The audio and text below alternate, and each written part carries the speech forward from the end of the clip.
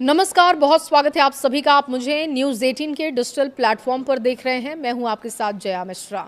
Iran और America के बीच तनाव एक बार फिर से अपने चरम पर है। पिछले एक हफ्ते में दोनों ने एक दूसरे पर मिसाइल और ड्रोन से अटैक किए और इसी कड़ी में एक बार फिर से मंगलवार और बुधवार की दरमियानी रात दोनों देशों ने एक दूसरे पर हमले के दावे किए, लेकिन दोनों की कहानी बिल्कुल अलग अलग है।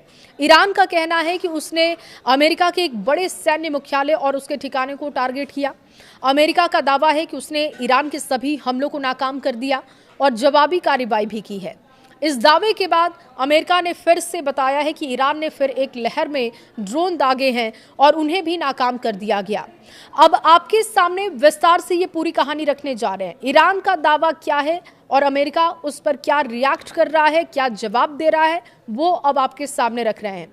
ईरान का दावा है, ईरान के इस्लामिक रिवोल्यूशनरी गार्ड कॉर्प्स यानी कि IRGC ने दावा किया कि देर रात अमेरिका ने हॉर्मुज जल डमरू मध्य के पास एक ईरानी टैंकर पर हवाई हमले किए और इस हमले में टैंकर के इंजन वाले हिस्से को नुकसान पहुंचा।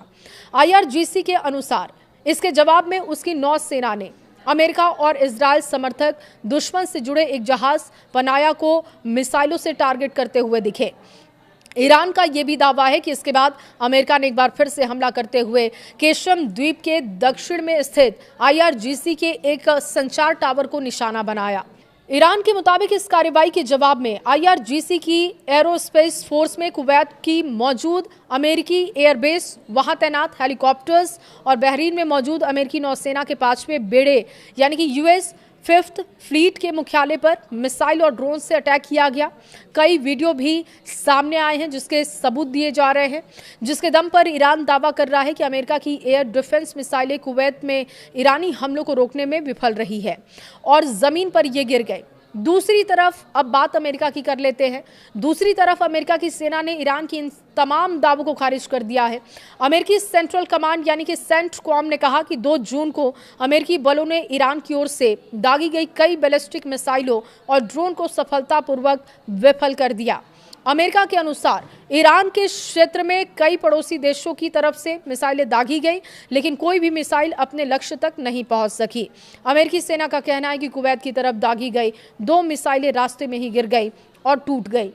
बहरीन की तरफ दागी गई 3 मिसाइलों को अमेरिका और बहरीन की वायु रक्षा प्रणालियों ने तुरंत मार गिराया।